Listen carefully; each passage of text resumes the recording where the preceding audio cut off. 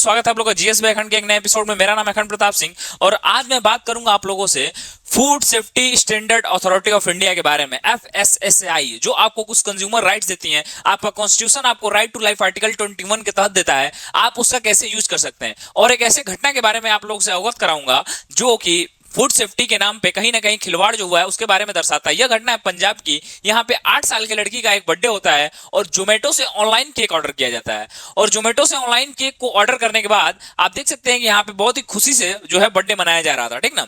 और इसमें होता क्या है कि ये जो लड़की है, ये मात्र अभी 8 साल की लड़की है, ये केक खाती है और केक खाने के मात्र कुछ घंटों के अंदर ही इसके और इसके सिस्टर दोनों को फूड पॉइजनिंग हो जाता है। और फूड पॉइजनिंग होने के बाद इसके मुंह से झाग निकलने लगता है, ठीक ना।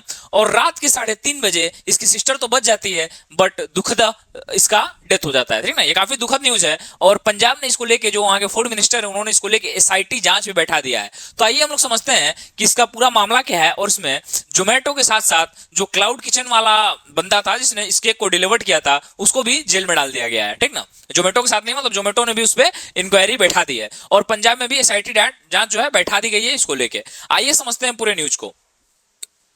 तो ये पंजाब की न्यूज है।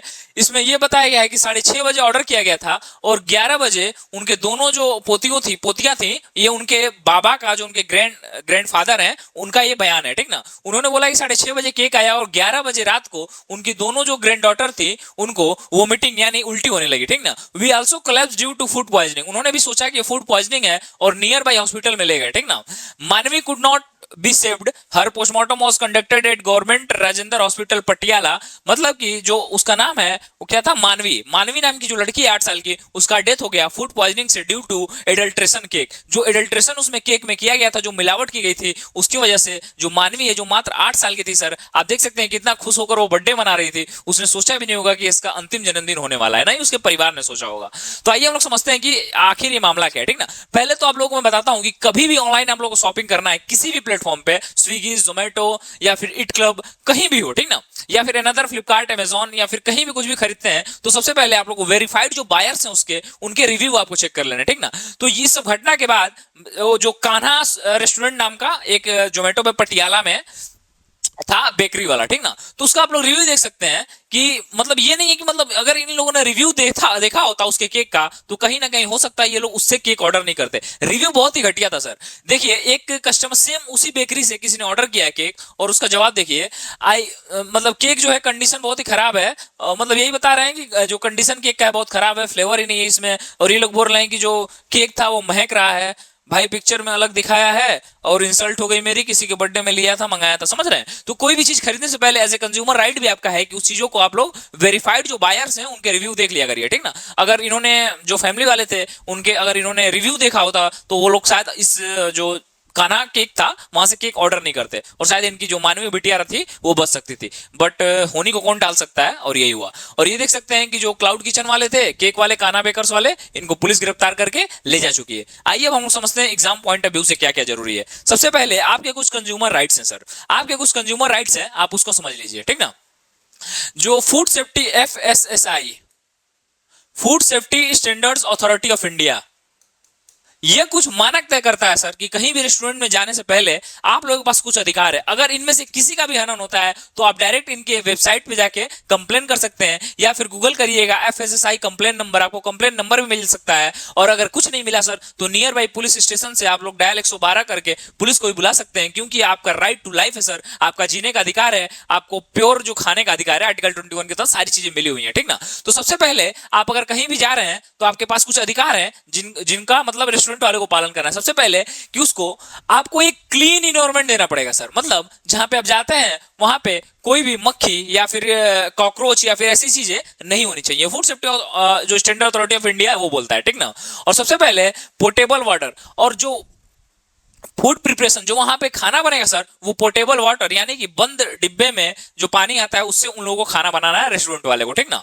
फिर अगर बात करें जो हॉट फूड है, जो गर्म खाना है, उनको 60 डिग्री सेल्सियस से ऊपर रखना है, और जो कोल्ड फूड है, जो मतलब ठंडा खाना है, वो 5 डिग्री सेल्सियस से नीचे रखना है। समझ गए? तो ये आपके कुछ अधिकार है। अगर इनमें से किसी से भी आपको दिखता है कि जो रेस्टोरेंट वाला इन चीजों का पालन नहीं करता है, तो आप डायरेक्ट इन चीजों का कंप्लेन कर सकते हैं।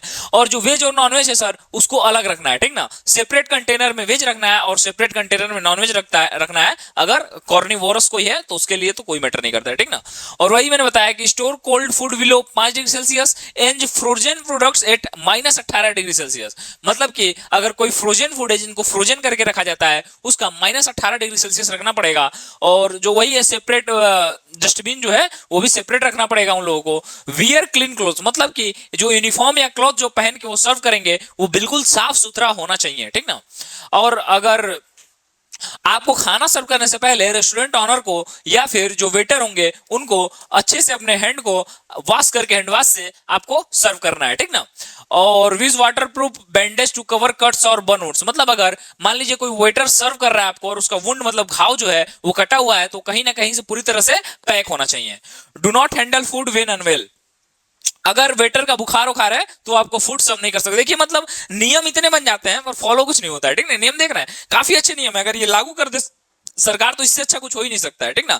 Use clean and separate duster to clean surface and wipe, मतलब कि जो टेबल होता है जहां पे हम लोग खाते हैं वो सर एक अलग अलग सेपरेट कपड़े से, यहाँ पे तो एक ही कपड़े से पूरा होटल चमका देते हैं लोग, समझ गए। और डस्टबिन भी सेपरेट रखना पड़ेगा। मतलब इतनी सारी चीजें हैं जो food security standard of India जो है, food safety standard authority of India इतनी चीजें इंश्योर करता है कि इतनी चीजें मिनिमम होनी चाहिए। अब कुछ देख लेते हैं चीजों को, ठीक ना। एफएसएसआई से डायरेक्ट क्वेश्चन बनता है। तो सबसे पहला क्वेश्चन बनता है कि ये जो एफएसएसआई है वो किस मिनिस्ट्री के अंदर में आता है। तो Ministry of Health and Family Welfare, जो Ministry of Health and Family Welfare है इसके अंतर्गत आता है क्या, फूड की सिक्योरिटी एफएसएसआई, ठीक ना। और ये सितंबर 2008 में ये बहुत इंपॉर्टेंट है, कई एग्जामों में पूछा जा चुका है सर, इसको नोट कर लीजिएगा कि एफएसएसआई की स्थापना कब हुई थी, ये कब स्टेब्लिश हुआ था। तो सन 2008 में यह स्टेबल किया जाता है। और ये जो food safety and standards act है 2006 का, जो food safety and standard act 2006 का है, इसी के तहत इसको 2008 में स्टेब्लिश किया जाता है, ठीक ना।